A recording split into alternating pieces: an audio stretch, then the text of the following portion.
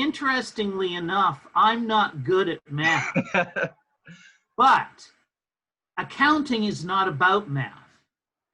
We don't do anything in accounting that's much more complicated than adding, subtracting, multiplying, and dividing. Interesting. But what accounting is about, it's about a system, and it's an integrated system. Accounting is like the human body. The human body, it's a system, and the system works. You've got the nervous system, you've got the circulatory system, you've got the all of these other systems within the skeletal system, all that are working together to make a person. And accounting is kind of the same. It's a system. And once you understand the system, then the beauty of accounting comes through. And I was just lucky that, I think it was probably the first accounting course I ever took. This is more than 40 years ago, that all of a sudden the lights just went on, and I said, wow, I get it. It's this system, and all accounting is what we're trying to do is represent everyday business transactions numerically so we can measure them. That's all we're doing.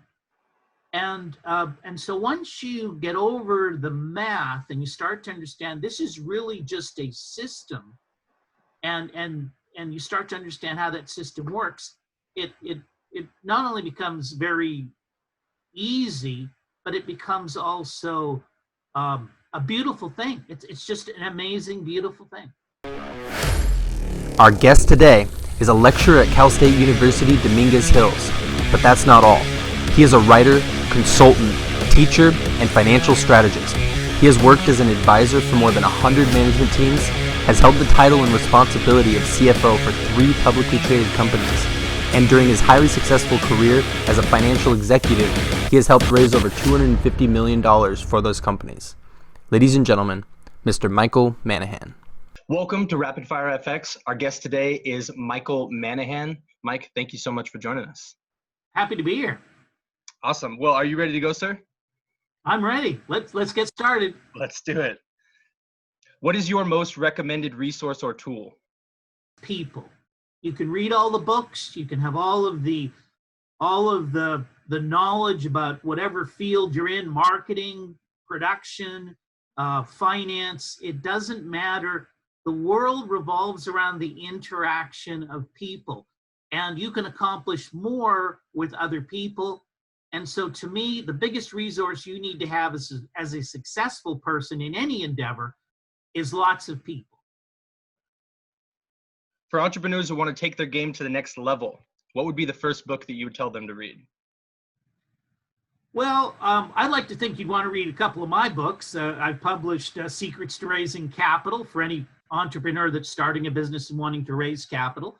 I've published The Key to Landing a Job, which is the interview, which is good for anybody looking for a job, but it's also just a good people skills book. Again, one of the things we've got to get good at as entrepreneurs and as people moving our careers forward is dealing with other people effectively. What bad advice do you often hear in your profession that you think should be completely discarded? I don't see a huge amount of bad advice, but what I see more than anything is people who don't want to take advice. There's a lot of people you can ask advice from. I mean, you can read books from experts. You can listen to podcasts. You can ask your business associates. You can talk to attorneys and lawyers. And I just see a lot of people who ask for advice, but then they don't take it. And I particularly see this as a consultant. I get hired, somebody's paying me money. They come in, Mike, we need to fix things. What should we do? Okay, I do an analysis. I line it up. This is what you need to do to fix things. And then they don't do it. So I think the bigger problem is people not taking advice. You've got to rely, and to some point you have to rely on people who know more than you. Tell us one thing that you think would have been useful to know before you started your career. I I'll go back to what I've been saying is the importance that people play in your success. I always thought when I was a young person, I'm relatively intelligent, I'm a hard worker. I always thought that, if I just apply myself and work hard and know the stuff, I will be able to accomplish what I want to accomplish. And it took me a while to learn that, yes, all of that is important, but if you don't have the ability to work effectively with other people, you're not going to succeed. And I tell the story of my friend Kevin. He's not the smartest guy on the block.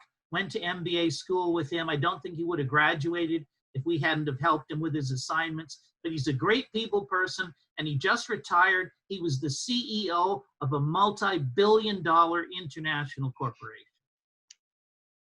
Tell us about a memorable failure and what you learned from it. Well, I had a pretty big one. I lost about $500,000.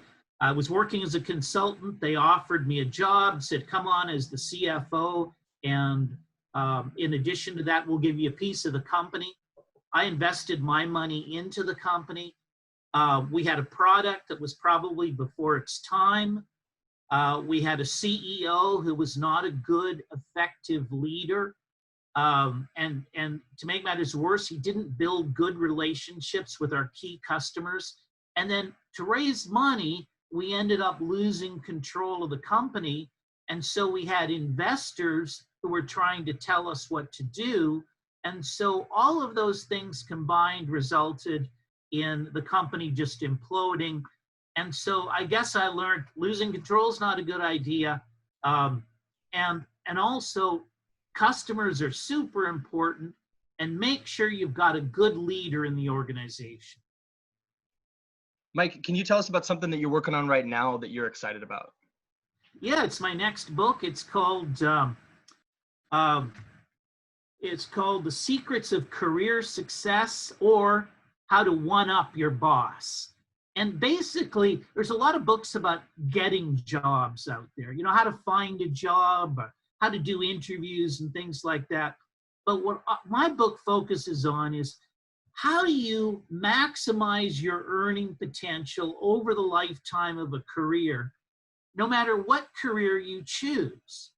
And then how do you also kind of protect yourself, if you will, from the hatchet man when companies start to do downsizing, which of course happens all the time. And there's some strategies you can use, but just think about it. If you could earn an extra $10,000 a year throughout your working career, by the time you add in compound interest returns and what have you, that's probably an extra $2 million you'll have in your pocket by the time you retire. And believe me, you can do it if you know how. What advice would you give to a smart, driven college student who wants to start their own business? A couple of things. Probably the first one I would say, don't be afraid of failure. Particularly if you're a young college student. You can afford to fail. And in the United States, that's not a negative. To go to other countries, even my home country, I came from Canada. My God, if you failed in a business, you were a pariah. Nobody wanted to talk to you. But here in the United States, we accept failure. We understand it's a learning experience. So don't be afraid of failure. The second thing is there's no time like the present. Often we procrastinate. We say, we'll do it when we've achieved this, when we've achieved that, when we've saved enough money. You've got to dive in and get started. There's no time like the present.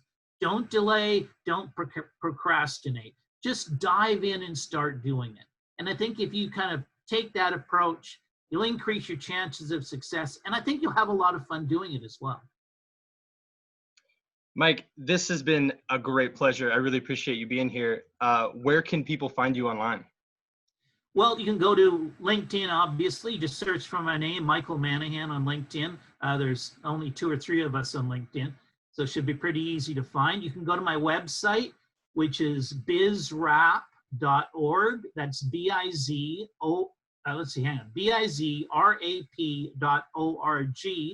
And you can always email me at mike@bizrap.org. And I'd love to hear from you, by the way. I'm always willing to help and have a conversation with entrepreneurs. Hey guys, I really hope this video has been helpful to you. If you'd like to read through the show notes and learn more about today's guest, head over to networkingfx.com/rapidfire. Also, we're always looking for more interesting and intelligent people to interview. So if you or someone you know would like to take the Rapid Fire Challenge, hit the link below, fill out the application, and we'll get back to you. Otherwise, if you like this video and you'd like to see more, then hit the subscribe button and we'll have more thought-provoking videos uploaded soon. Thank you so much for your support, and I'll see you in the next episode.